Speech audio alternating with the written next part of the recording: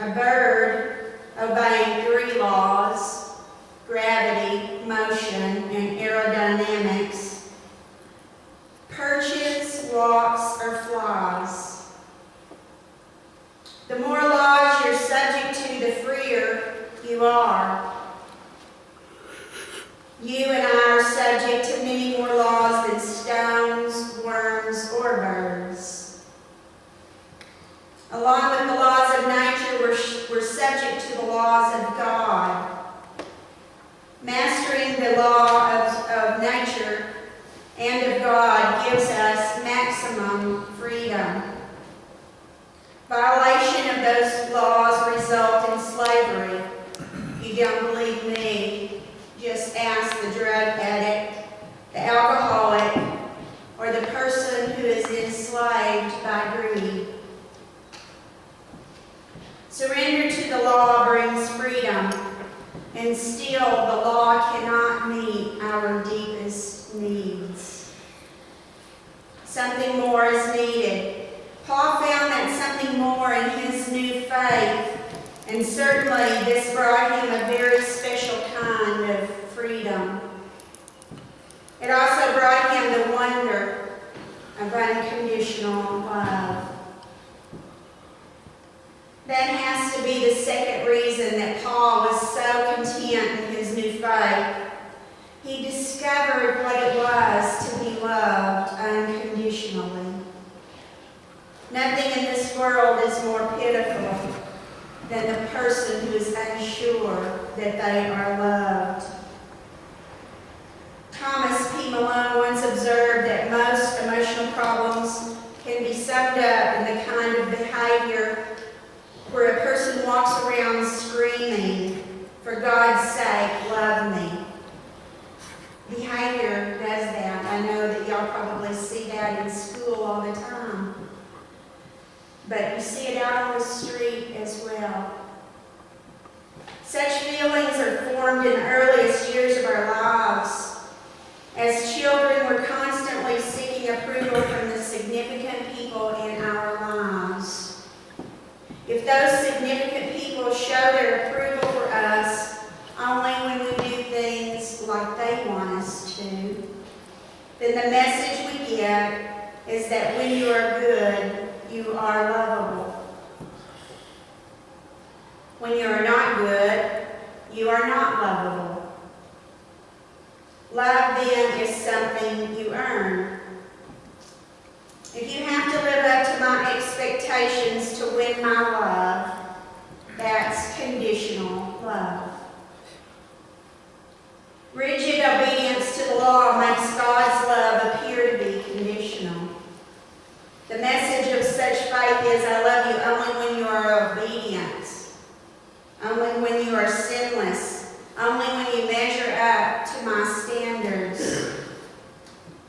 Can you imagine what a giant leap of understanding it represented when Paul was able to write in his letter to the Romans? But God shows his love for us in that while we were yet sinners, Christ died for us. That's in chapter 5, verse 8. That's a special kind of love, isn't it? It's unconditional love. And there is life-changing power in unconditional love.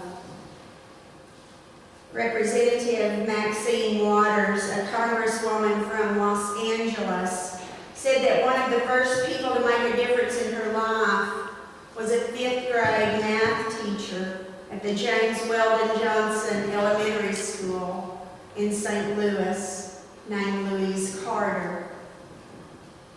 Beyond her skill in teaching math, Miss Carter was a very loving woman, Waters says. She recalls one Saturday morning in particular. Miss Carter had planned a class picnic. However, Waters' mother had not been able to get her ready in time to go. Waters had 12 brothers and sisters. It was quite a chore for her mother to get them all prepared, especially the girls, because it required that she spend much time getting their hair all braided. Her mother was so busy trying to do everything, she just hadn't gotten to little Maxine yet. Waters thought she would be left behind. Then Miss Carter came, says the congresswoman. She would not leave without me. She took me to her own home and washed and braided my hair and got my clothes together so I could go on to the picnic. And it stayed with me forever that she would do that for me.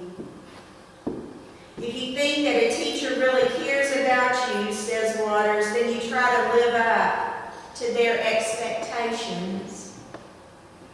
Miss Carter had high expectations for me, and especially after that picnic, I tried my best to live up to them.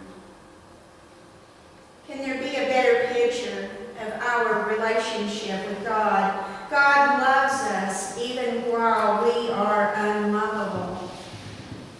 God takes us home and washes us, as it were. God accepts us just as we are. Because we are loved, we seek to live up to God's expectations.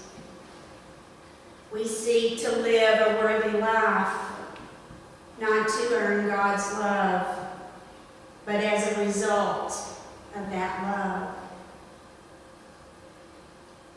Maybe it was the experience of unconditional love that so radically affected Paul's life. Or maybe in his new faith, Paul simply found something worth living for.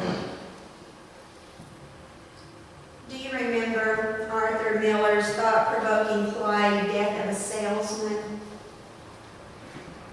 Willie Loman's wife cannot understand why Willie would commit suicide, particularly at this time in his life. For the first time in 35 years, they were just about free and clear.